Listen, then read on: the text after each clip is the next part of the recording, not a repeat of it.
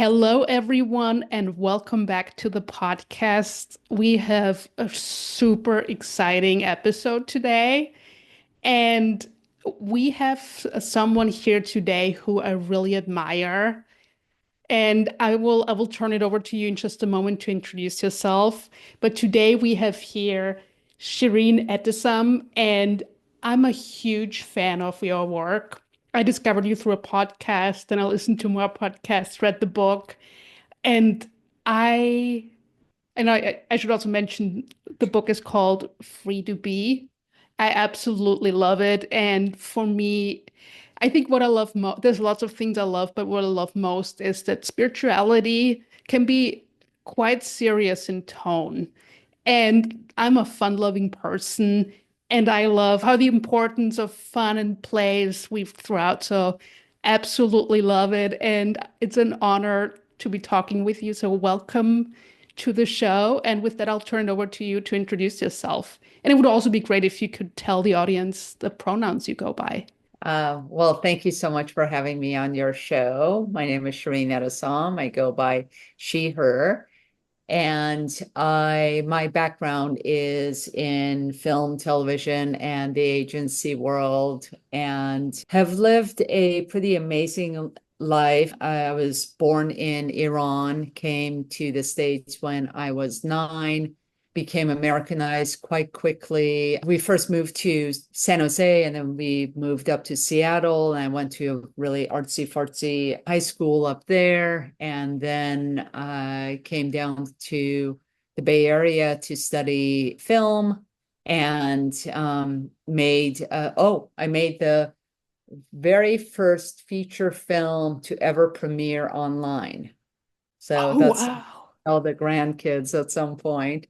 That film is called Walls of Sand, and I believe it streamed in 1996. And you can imagine at that time with dial-up and all of that, that it was pretty much a slideshow, but it was attempted. That film is called Walls of Sand. And then after that, I got involved in other film productions and switched over to TV for a while and then went digital around 2008, joined a startup, a video shopping startup, then started my own agency. So professionally, I've always done quite well. I have the entrepreneurial spirit. And in at the end of 2013, my world came crumbling down in that my partner at the time and she and I had been together for 13 years and dear friends for 9 years prior to that. And we broke up. Everything came crumbling down within a 20-minute conversation. And at the time, we had a 4-year-old and a 6-year-old. So it really put me into a tailspin. And I realized really quickly that it wasn't the breakup that was my undoing. It just became the straw, the last straw. And it created a lot of confusion in me at first, but it really became the catalyst for me to start some true soul searching because, people are like, oh, well, on to the next chapter and so forth. And I'm like, I don't want another chapter. I want like an entirely new book, because this isn't working. And it was right around that time that I started reevaluating everything. And it was super, super, super uncomfortable and confusing and messy and sloppy and all of that. But I was like, it has to be better than this. And so I began my journey, which resulted in the book, which we'll talk about more. So, Yeah, and I will just briefly say so because I about 6 years ago my father died. I was in a career I wasn't happy with, and I had the same feeling of like I think there's more to life. I think this is not everything I should be doing. So I saw like reading through the introduction and reading your story, I could so I could sense that energy and I could so relate to that experience. So I really appreciate you being so open about that too in the book. Of course, I'm frankly pretty much an open book, so it's kind of how I roll. In the book, you talk about how going on a journey of soul seeking is a courageous choice. Can you tell us more about that? I mean, and I say this to my kids who are now 16 and 18, it like any fool can be mean. Any fool can put you down and, be cruel. Like that doesn't take much. That for whatever reason comes fairly easily to us. You get angry and you shout at people and so forth. But to practice kindness and empathy, which are, I believe, a bright byproduct of working on oneself, is not easy because it is a choice that one is making in a world that hasn't cultivated that in people and does not necessarily promote it. Like it's not a thing that is now. I think that it's changing in some schools, especially in Northern Europe and such, where they're teaching such things, but it's not something that is advocated for. So kids go to school and learn about Mesopotamian times and Roman empires and all of that, and still have no idea what is going on within themselves. So we very quickly take them out of their being and say, you must learn this, you must learn that, and so forth. So to pause the world and go within and let the world know that whatever is the journey that you need to take is more important than anything else that's happening out there is incredibly courageous, because one, they may think that you're crazy. Two, they might, not allow it because whatever, you've got school or work or whatever it is, but to be able to carve out that road for yourself without knowing, we're so goal oriented, right? We're going to do this and this and this in order to get to that. When you are soul seeking, you don't know what the end product is, and you don't know what you're going to hit up against. So it is very much a path less traveled. And like anyone heading out into the wilderness, it takes courage. Yeah. And what I love too about your book is that you throughout say, okay, because we're kind of sold that idea of spiritual awakening and soul seeking is we go to yoga classes, we go on a retreat, and then it's like just a montage of beautiful scenery and we found our soul, but really it's about doing deep inner work. Yeah, I call that spiritual window shopping, if that's all you're doing, if you're, I mean, all of those things are beautiful. I could go to a retreat at a drop of a hat. I will do it all the time. So I'm not discounting all of that, but if you believe that, by going to yoga classes and a few retreats, and taking ayahuasca in the jungle, your work is done. That's not how it goes. It's literally an on switch. Like you can't turn it off and on. You decide to journey and then you are there, and it has to be into the day to day. I spiritual as I'm brushing my teeth. I spiritual as I'm, doing grocery shopping. So it isn't this, sitting lotus style and oming it out. It has to be integrated. And it has to be integrated during the hardest times in your life, when you are in situations you don't want to be, you get news that you don't want to have, all of it. In the book, you also talk about the issue with content overload and living on autopilot. And that made me really reflect because I just remembered so clearly before my father died. There was a lot of my marriage wasn't working, my job wasn't working, my whole career was, I knew it wasn't for me.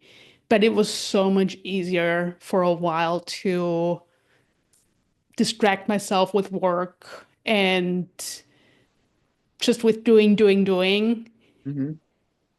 And that really, and reading about like in your book about living on autopilot, I could so relate to that because now looking back, I lived in DC at that point. Now looking back, those years in DC, I really, even though I was always like an introspective person, I was so externally focused on the degrees, on the job, on the marriage that looked good on paper, without stopping and thinking about there could be a different reality for me that might make me feel different and make me feel more alive. So I would love for if you could talk more about the issue with living on autopilot and how that relates to this society of content overload we're living in. Yeah, I mean, we, I, as humans, we are on autopilot. They estimated that the most disciplined monks in the world can be present.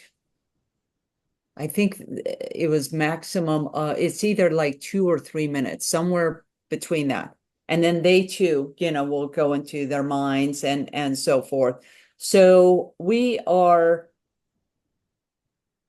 structured so that we are constantly thinking, right? This monkey mind that's constantly going. And frankly, getting back to the idea of courage, I think that we consume so much content, one, because it's available to us, but two, because it is petrifying to sit in silence. It is a lot easier to get content that ends up muting what it is that you're thinking or numbing what it is that you're thinking rather than sitting with the discomfort of what it is that you are thinking, what it is that you're afraid of or anxious about, and being able to work through that. So that is, I think, the reason why, beside the fact that it is so ubiquitous and available all the time, whether it's, through your computer screens or radio or, there's noise pollution everywhere and screens everywhere, your phone. But I think that the autopilot is also a product of a society, as I mentioned before, that cares more about external accomplishments than internal well-being. So, we get up and the very first thing we do, well, besides make coffee, is, you make your to-do list and you look at your schedule and you're on, right? And we often do so much of the same things, like the repetitiveness of it. In my book, I mentioned driving over Golden Gate Bridge. Now I drive over Golden Gate Bridge and I'm literally like looking, try very hard to be present, because so often, I mean, people come from all over the world, to drive over the Golden Gate Bridge or have a view of it. And I would, spend days going back and forth on it, not even thinking about it. So yes, we're all on autopilot, and then we wonder why when something happens, why we can't deal with it or why it produces so much anxiety in us, we spend very, very little time sitting in silence. And I don't know if you've ever gone to a silent retreat, but my God, when they have, when they make you shut up, that monkey mind starts going crazy, crazy. And it is super, super, super uncomfortable to sit with. So we consume a lot of content and we mute what's inside.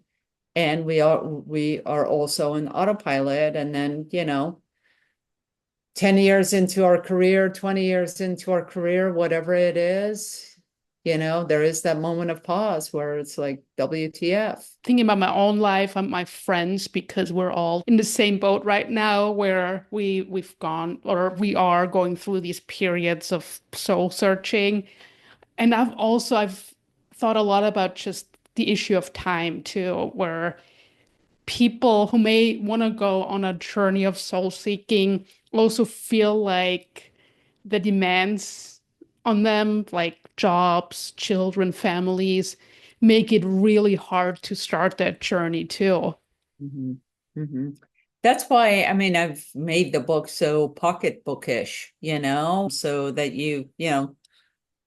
as I mentioned, like you can spiritual as you can be soul seeking as you are doing the dishes.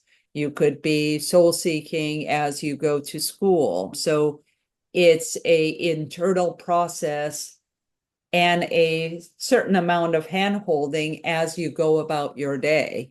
So it's sort of, the same way that you have guided meditation. So you could sit there on your own and ohm it out, or you could have someone guide you, especially if you tend to lose focus and start thinking about your to-do list or whatever as you're meditating. The book is intended in the same fashion in that it holds your hand throughout the process over the 6 weeks and makes sure that you do the work that needs to be done while you're doing life. And I love like the exercises in the book. I love how, again, like fun they are and how easy they are to integrate into daily living.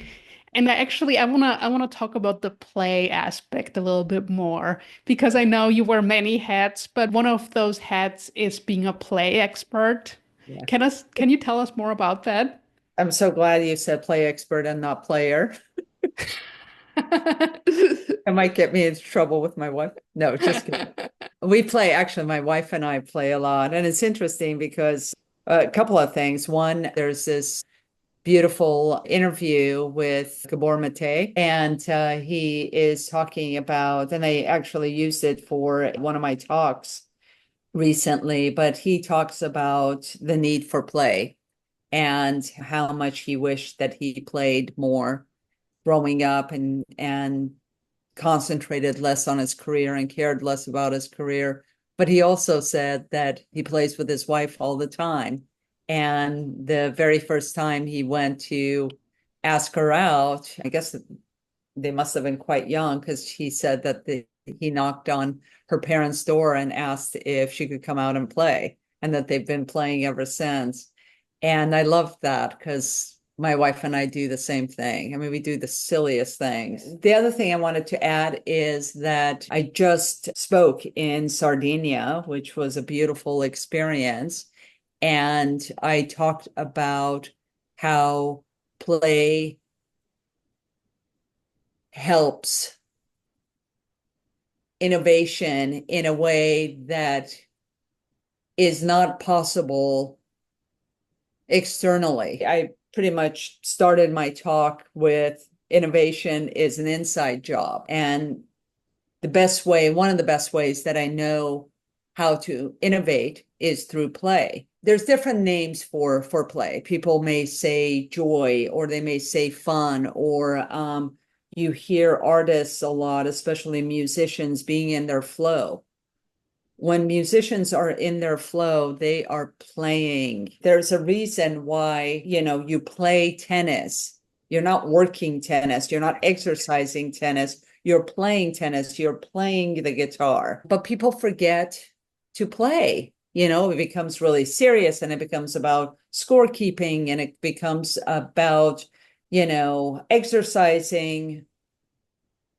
So in my book, I talk about play for play's sake, and the way that I rediscovered play, which was, and it's funny because I was just speaking with this specific friend just today, though today was the conversation was a little bit more serious. But in the early days of my breakup, she would come to my house and we would go out and play. And I didn't even know why we started. It just made sense. She would come, we would do the silliest things, like, skip down the street or go and, play on seesaws. Or there's this gorgeous swing that is very close to my house, and it's big. And if you get on it, it feels like you're flying into the bay. So we would do that a lot, but we did a lot of silly things, and it was so healing for me. It was also right around that time for a venture that I was working on. I had the privilege of spending an afternoon with Dr. Stuart Brown, who is the founder of the Institute for Play. And he's defined 8 different play personalities. So once I learned about the play personalities, as much like knowing your, Myers-Briggs or Enneagram, then the type of play that turns you on, that makes you excited. And what's really helpful with that is that if you see a group of people playing, like if there's people are playing golf and you're like, that's not my thing, maybe I'm not a good enough player, maybe I don't play well. No, maybe, you're not an athlete. So that's not like the thing that draws you. Maybe you're more of the creative, or maybe you're more of the storyteller. Maybe you're more of the director or the explorer. I'm a combination of the creative, the explorer, and the joker with some storytelling sprinkled in. So, and I'm also in the process of creating the more complex play personalities, because I think that the 8 that Dr. Brown has defined are sort of like the RGBs. They're the basic play personalities, and I think combined they can make more complex play personalities. So I'm a huge advocate of it, and I have a few different projects, campaigns, and ventures tied into that theme of play. I play with my wife, I play with my kids, I play with my pets, and I play with strangers if they accept to play. I love it. Even during difficult times, having fun and just bringing joy into my everyday, it's so important, and it just makes me more present too and more ready to take on the world and the day, whatever it brings. Like a lot of times when people are working and they take a break, which is really great to do, or they're doing schoolwork and they take a break, I really suggest at that time to do something possibly active, but something play oriented. So it's like doodling or doing a cartwheel or something. It doesn't have to be physical. Often when it is physical, it ends up being a greater release. But it could be, strumming a guitar. It could be, I don't know, telling a few jokes, whatever it is.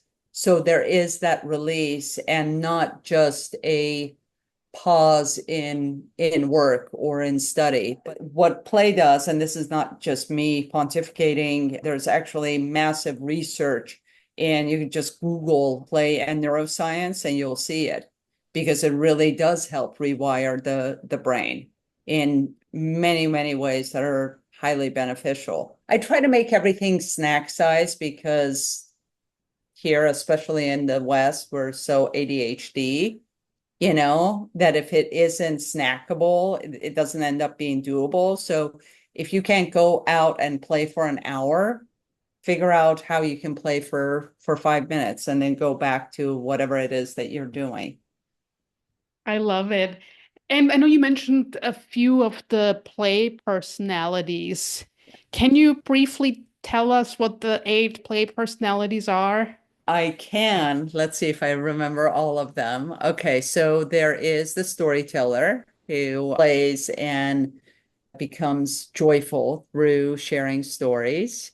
The creative, that is the artist, the musician, anything, but it could frankly be just you doodling on a notepad.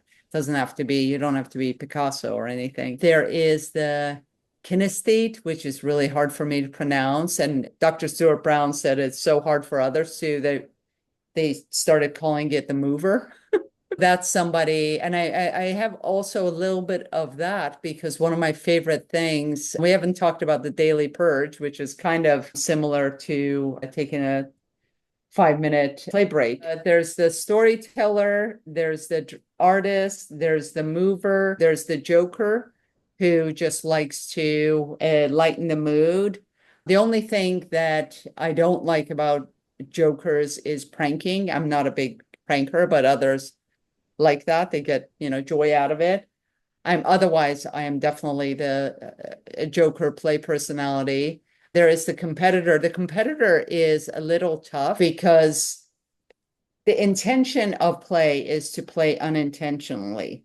So it's hard when you're the competitor because you're competing usually to win, right? So you can still do that. You could be, whatever, do a round of pickleball, and enjoy it because that's, you're competing. The game shouldn't be about keeping score. It's fine that you compete, but it's not. That's the one that is a little bit challenging because if people are too competitive, they're no longer playing. There's the explorer, which I also have in me. I think we all have a bit of each one. It's what we lead with.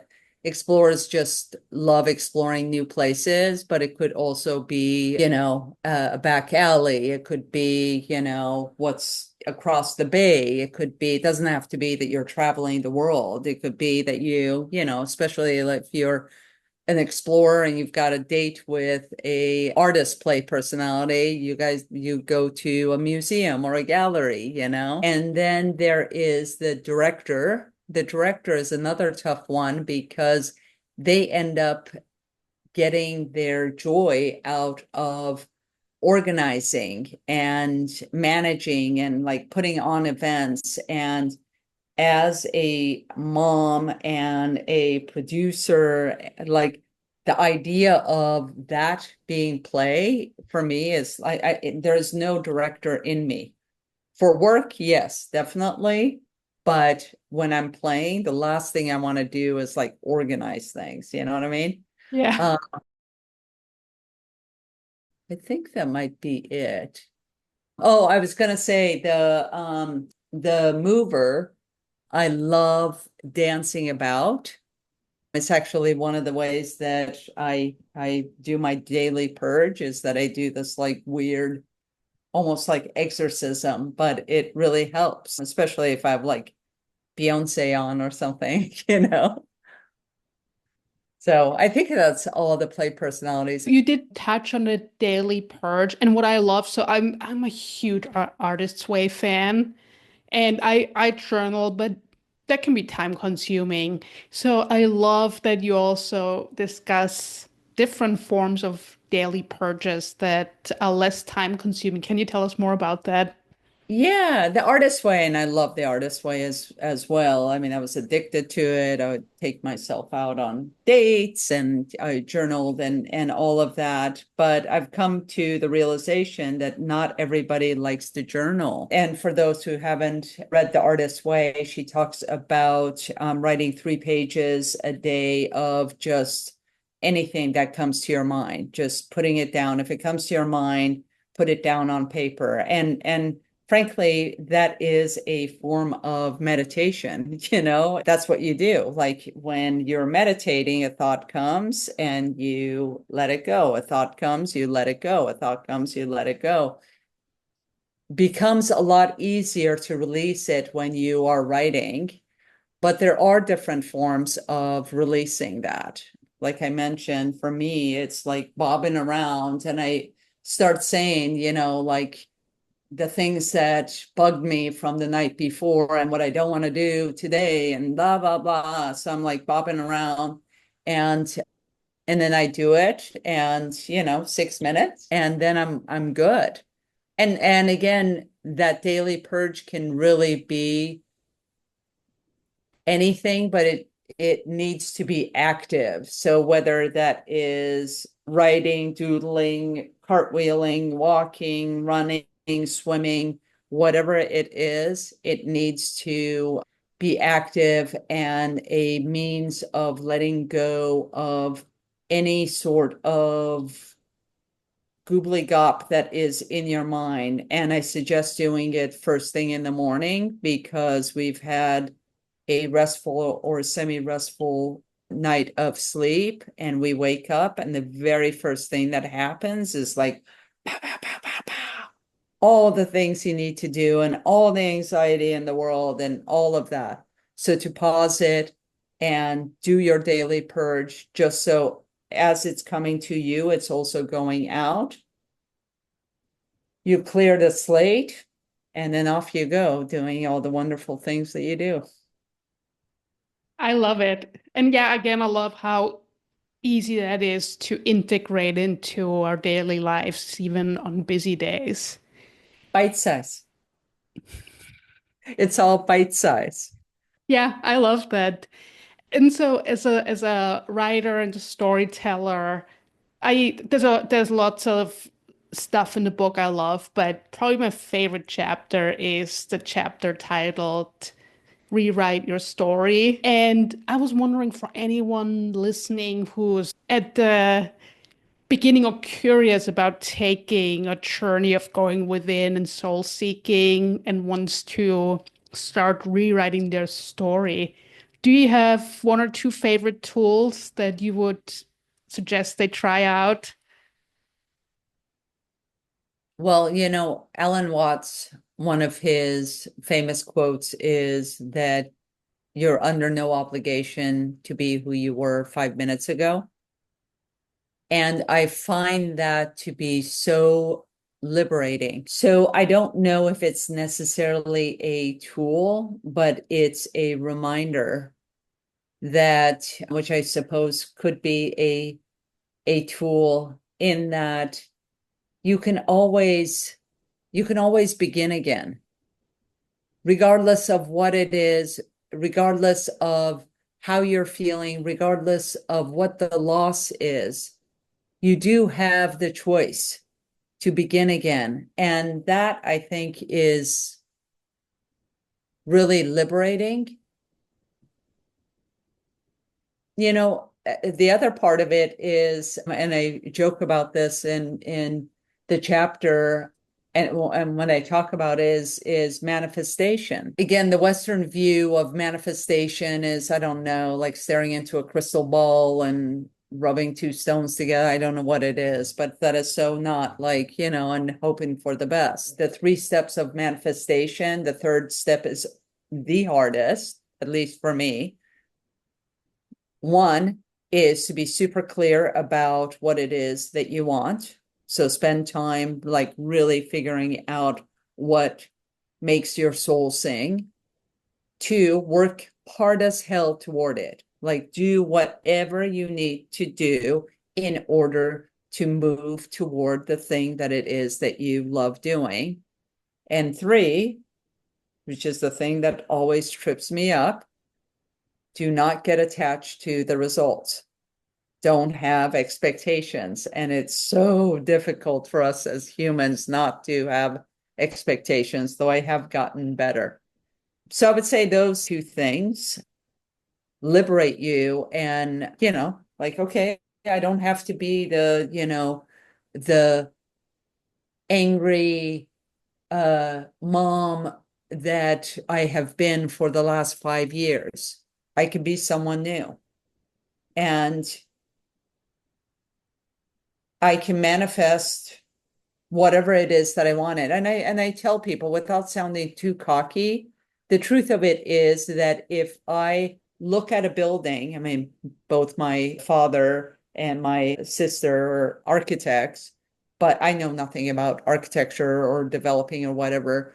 But if I like look at a building and have my mindset on the fact that I'm going to build a building, you bet I will figure out everything of in how to build a building, and I will do so within the next 2 to 3 years, because that's how intentional I am.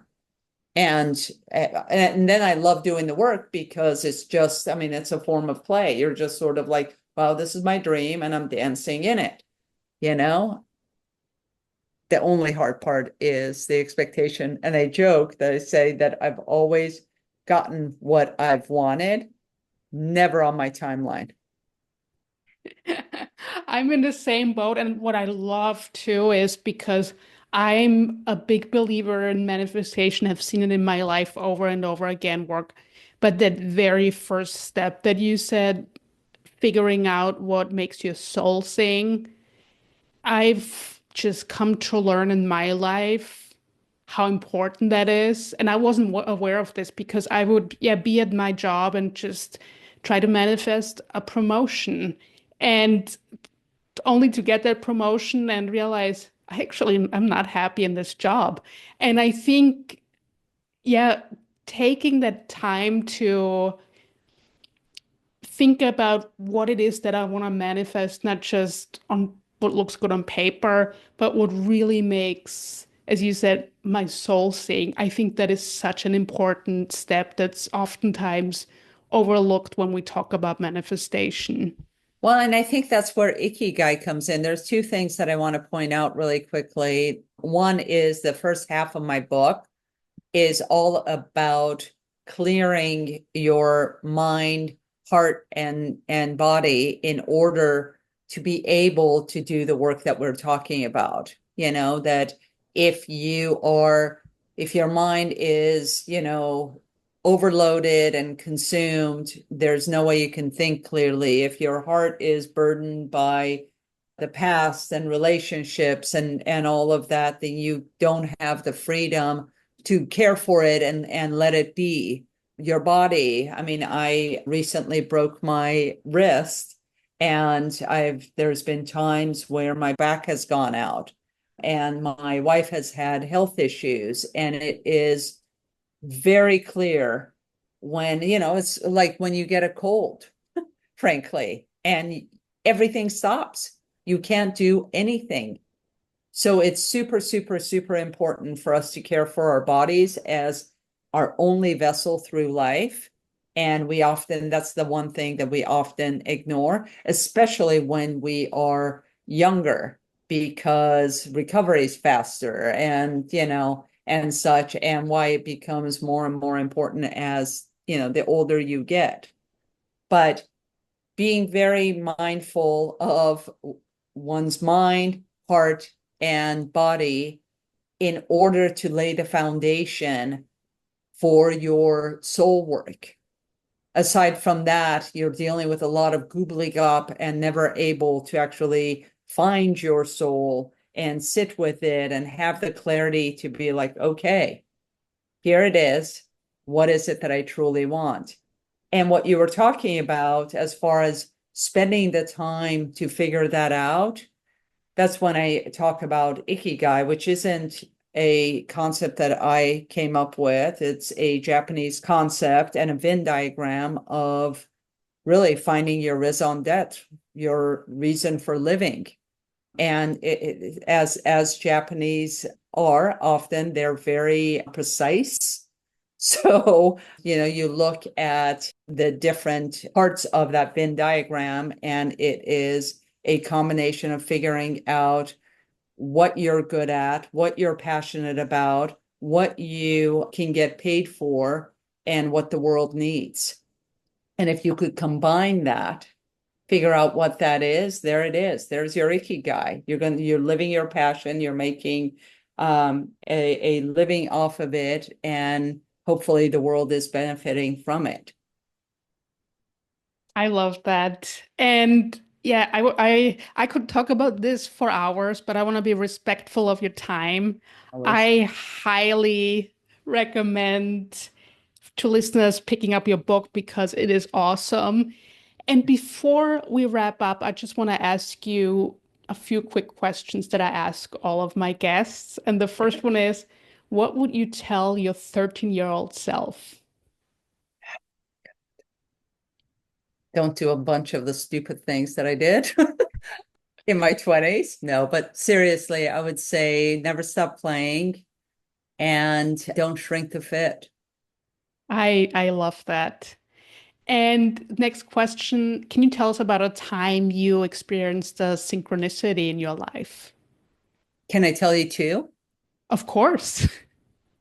So one is older and one is immediate. I mean, as in like it just recently happened in the last week. The synchronicity that just felt so magical. I talk about Cuba in my book, and my ex and I actually we were good friends and we got together in Cuba.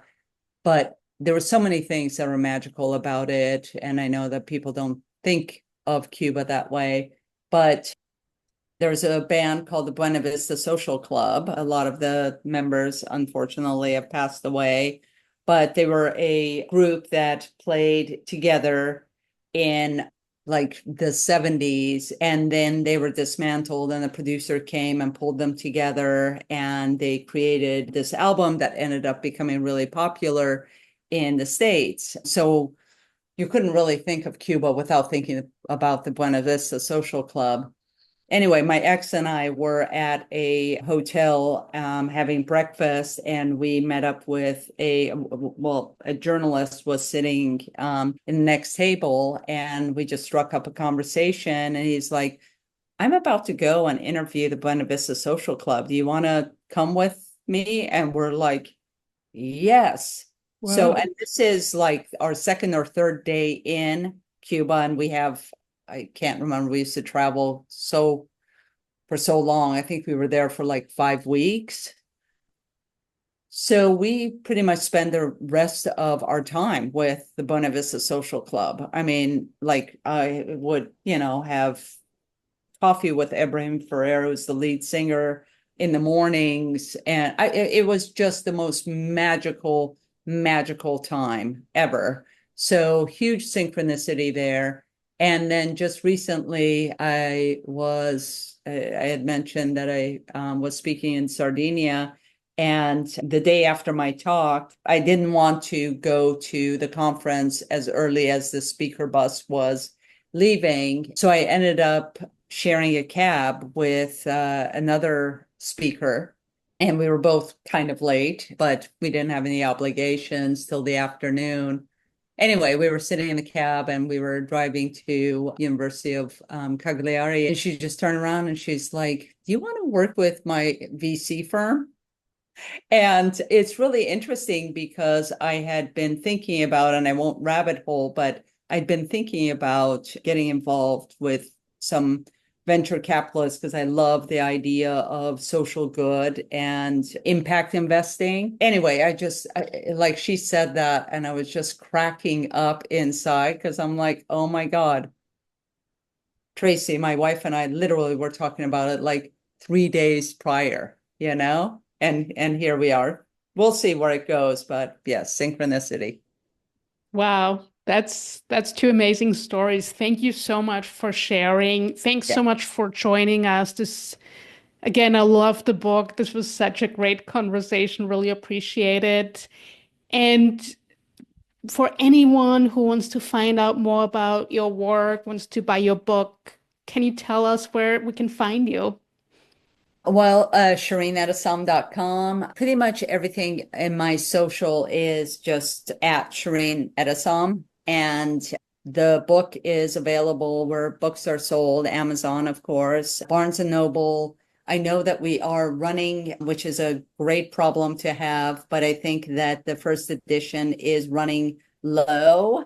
So I know at some point we're going to start the second edition. So if for some reason you don't find it, I know for sure Amazon will have it, but if you can't find it in a local bookstore or online where you usually shop, please reach out to me and I will make sure that they have it. Thank you again so much. It was great Thank you for talking having with me. you, and I'm sure listeners will get a lot out of this. Thank you again. Thank you. Thank you for your time.